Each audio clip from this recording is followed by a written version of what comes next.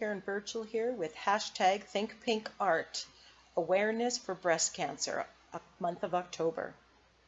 Do you have lots of jelly prints or colorful backgrounds that need to be used? Well, you can use them up with this project, a menu board. Make one for yourself or for a friend. I dedicate this video to my mom, a breast cancer survivor and the strongest woman I know.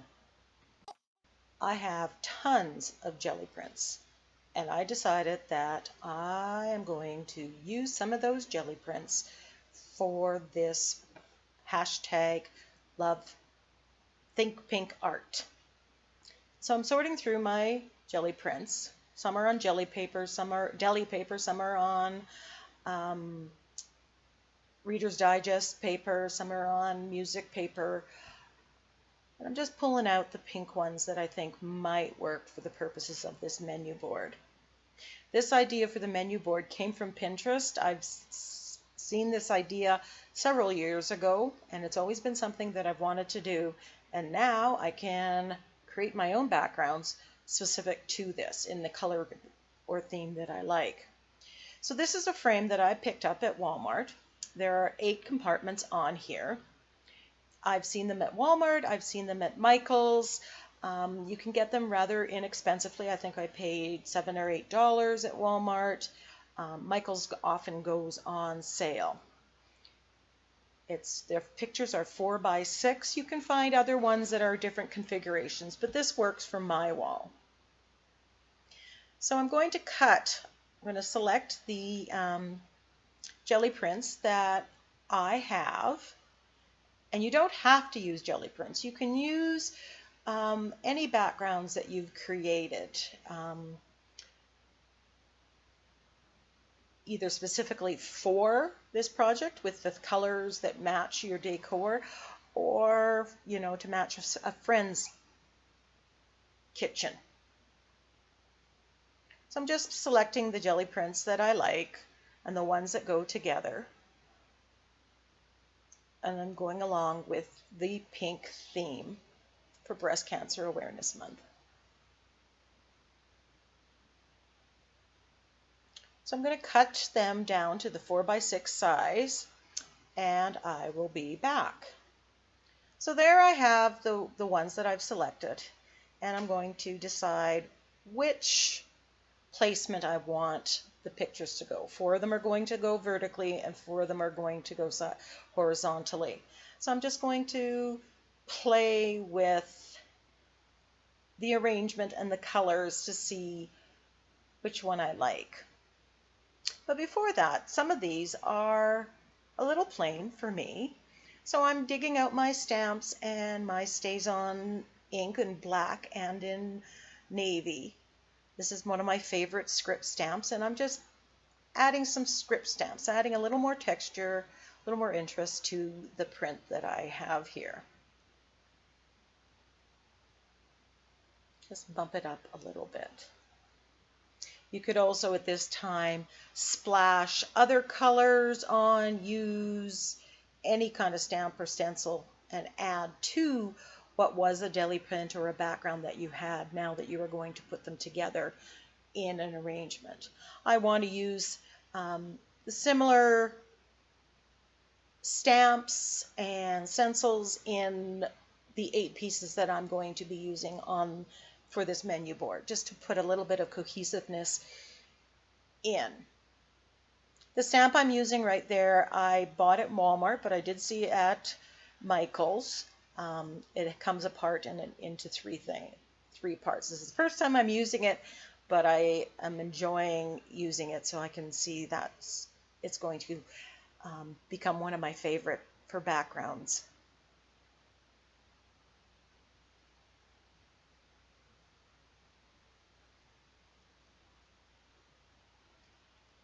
So now I'm placing them, and since my kitchen has teal, I am trying to pick some of the prints that have the teal color in them, a little bit of that green, even though the theme is pink.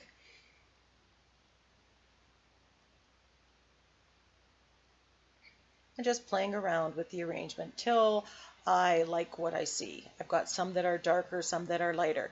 And I'm just marking on the back what day of the week it's going to have. So the first one was menu, then it was Sunday, Monday, and so on. Just so I can remember and not get confused when I flip it up the other way.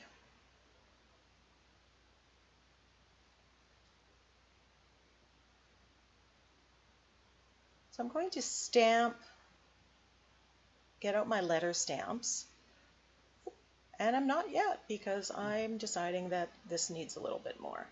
And I'm using either the script stamp or this 3-piece stamp, again, for cohesion within the project. So I'm just realizing that I need to put an arrow on the back of them to show which ones are going vertically, so I know where to stamp the day of the week. So I'm just going to draw an arrow on the 4 that go vertical.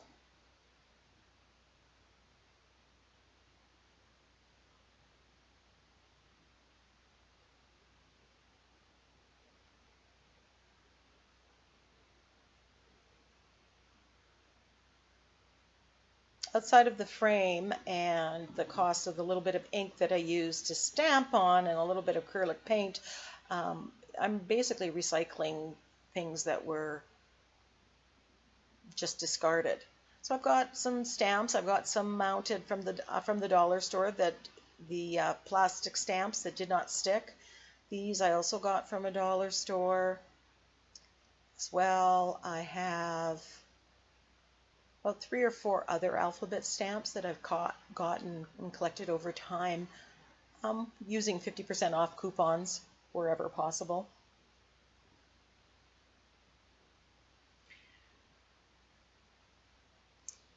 So I'm placing the letters where I would want them, press on to the acrylic bar, stamping into the black StazOn.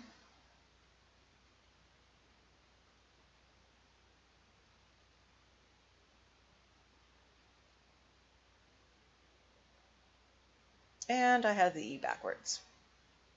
So often I will, especially with some letters, I'm quite capable of doing that, inverting them.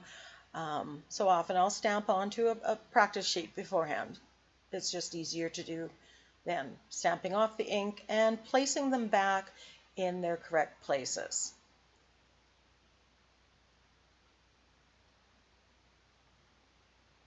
Well, this is a brand new set I have yet to use. And this was supposed to be Wednesday. But as you can see, I am putting it in place and I'm finding that I cannot do it. Now, sometimes if you do them one by one, instead of lining them up and putting them all in the stamp, you can squeeze them in and put them a lot closer because of the rubber, the plastic that's in between. And I am discovering off camera that that is not going to work. So I'm deciding to table it for Wednesday. I might have to use transfer paper and use a font off the computer. And I apologize that I am off the camera here. There we go. So I'm using the letters here for Friday. And I'm stamping it to see how close I can get one by one. And I'm liking what I have. I know it's going to be fitting. So again, it's quite useful to take the few seconds to stamp it so that you have your spacing just right. I left this in just to show you that a lot of times, just because you make a video doesn't mean everything goes smoothly. Sometimes you've got to stop and problem solve along the way.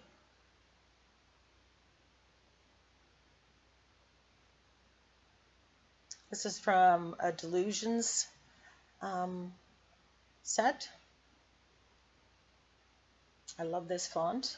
It's intended to be over, and I'm just stamping it one at a time, excuse me.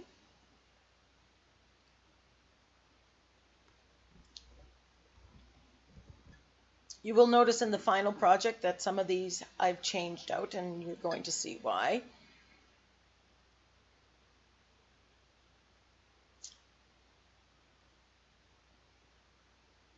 So I'm doing Sunday now, and it's all, I can get the whole thing done in one fell swoop. Inking up with my black Stays On.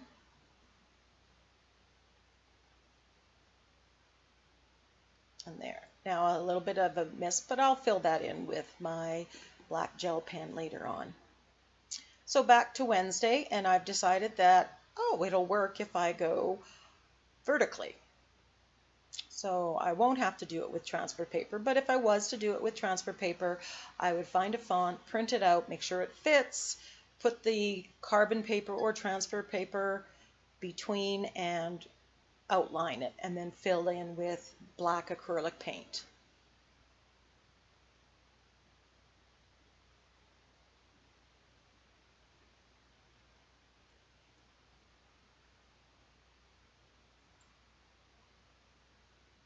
And I'm doing a trial just to be sure. I really don't want to have to get out my jelly plate and redo some for this project. I want to use up what I have. So I know I can fit it in.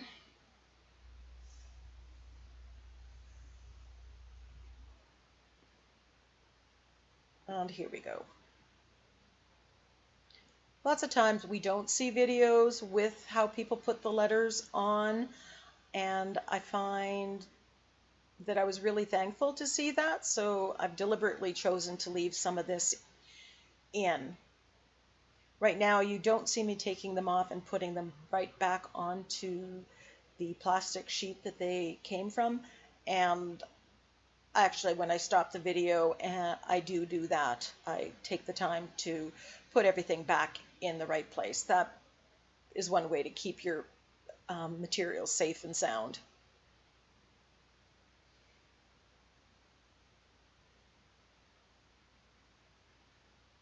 So in the next little while, I go back and forth between turning off the camera and turning on the camera specifically.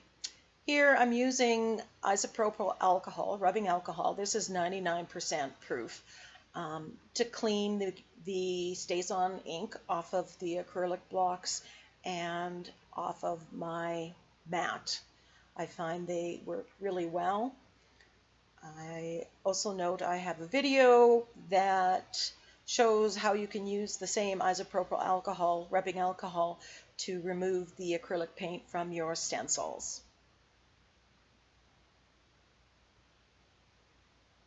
So again, lining it up. And I'm very aware that some of the jelly prints aren't cut exactly square, so there may be lines, but some of the letters, if I follow the line, it would look crooked. So I am taking care to not put it perfectly straight. If you try to make everything line up and it doesn't, it shows, and if you don't, then everybody can see that. It gives the illusion that you planned it that way.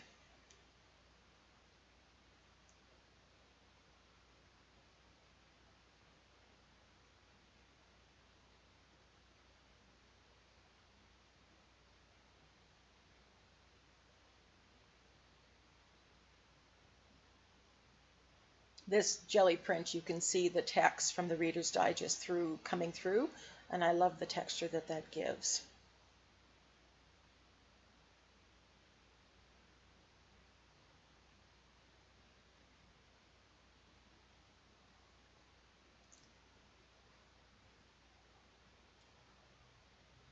I believe this is Thursday.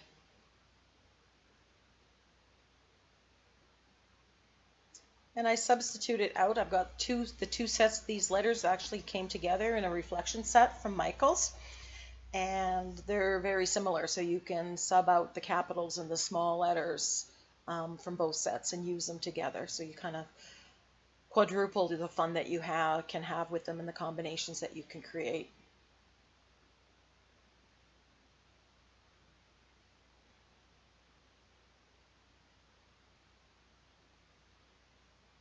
So there I have all of them. And then I realized that I had these papers that I used to roll off my brayer when I was making jelly prints with the Gelli Arts jelly plate. And I just thought before I go, if I have any more that have teal in it, teal and pink, because I just would like to bring a little bit more of the color of my kitchen in. So I found this one. This one has a little bit of teal in the background. So I'm just cutting around one of the templates that I have.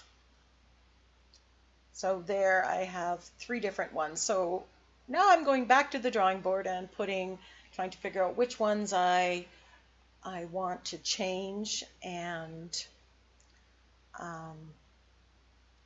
just to bring a little more teal in there to make it match my decor.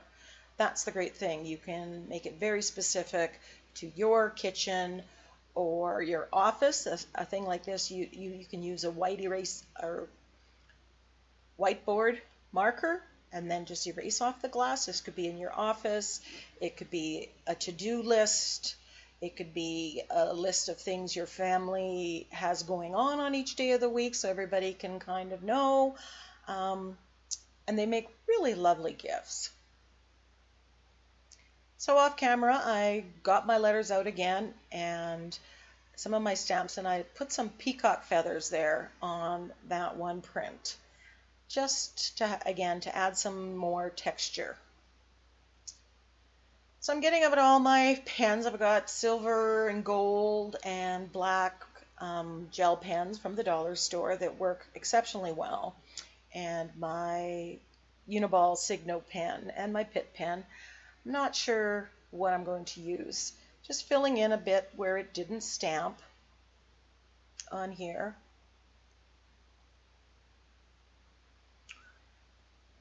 Just to make the letters pop a little bit, I want a little darker. So I do start tracing and filling in with my jelly pen and gel pen. And then I decide that I can go quite a bit faster with my liner brush and thinned acrylic paint. So I just put a little bit of my acrylic paint in there, and I'm just filling it in. It's just much faster for me. But you can use a Pitt pen, a jelly pen, gel pen, whatever you have. You do not have to rush out and buy a liner pen or liner brush. Use what you have.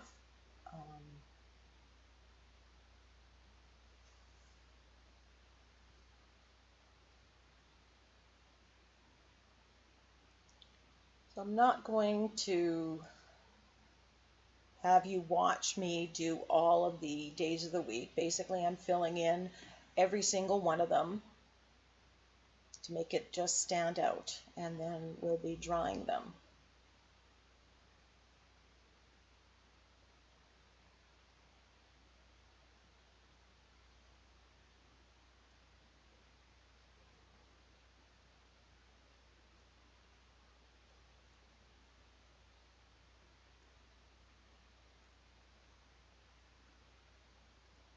I have thinned the acrylic paint to kind of like thick cream or thin cream, and I find that works best.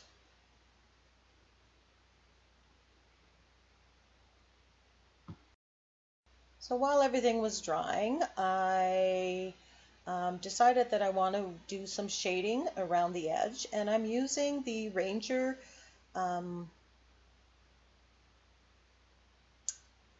applicator, and I'm just putting Liquid-X Basics paint on it, and I found out that this works really well, and as long as you just kind of pounce out the black out of the pad, it doesn't get all clumpy and dried up. You could use a gelato like I showed you. You could use Stabilo all pencil. You could use your Inktense blocks or Inktense pencils, again, to shade that. You could also do some line work around the outside end. I chose to do this, and I really like how it just kind of made it pop.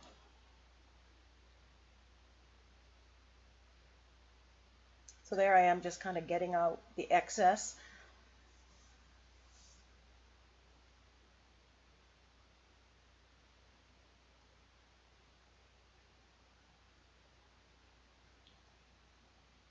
And I'm deciding that I'm going to outline most of them with white, just to make it pop. Some of the jelly prints have a lot of white in them and others don't, so this way, again, I'm tying up all of them. So they all have the little bit of white and a little bit of black in them, and it unifies the whole project. This is my Uniball Signo white gel pen. I absolutely love it. I got it from on Amazon. I don't know where to get it locally, but I will definitely be getting another one. It is worth its weight in gold.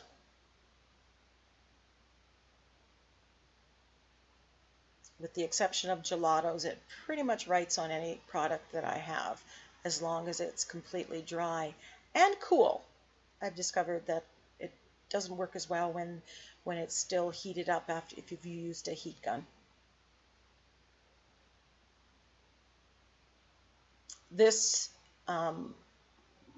background paper was brayered off, and it's very rough and textured, so I'm getting a bit of a rougher print of from the white pen. It's not as smooth and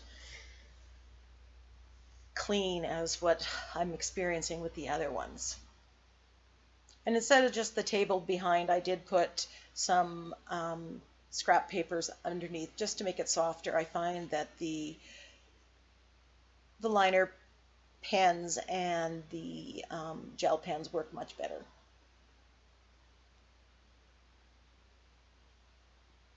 So kind of looking at what I have here. And okay, so Wednesday was a different kind of stamp, Sunday and Wednesday. This has black on the outside, and I'm putting white on the inside.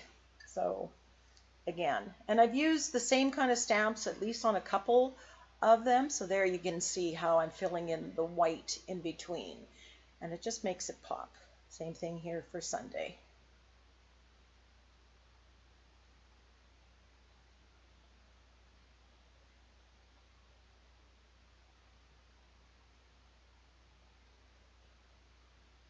So there's my Think Pink art, and I'm just getting my stuff ready.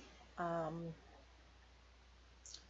I'm going to put them into the frames. I'm just taking them off, the backs off, and there I am just putting everything back in place.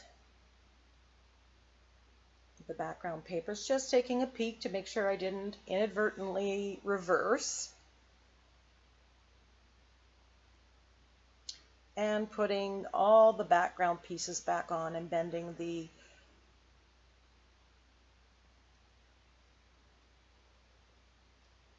upside down.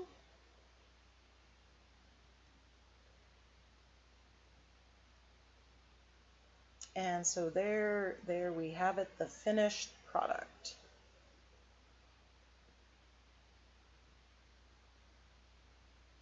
So I'm just showing here that you can just write on the glass with a whiteboard pen, erasable pen, and you just write, if it's used as a menu board, you can just write what you're going to have. So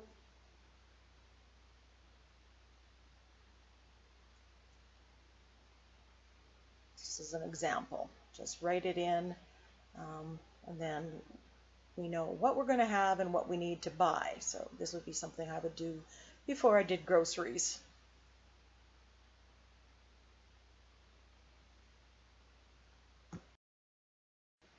Here we see the finished product hanging on my wall, ready to be used. Thank you for watching. Don't forget to subscribe, share, or like. As always, I love to read your comments. Take the time to check out all of the #ThinkPink art videos coming up.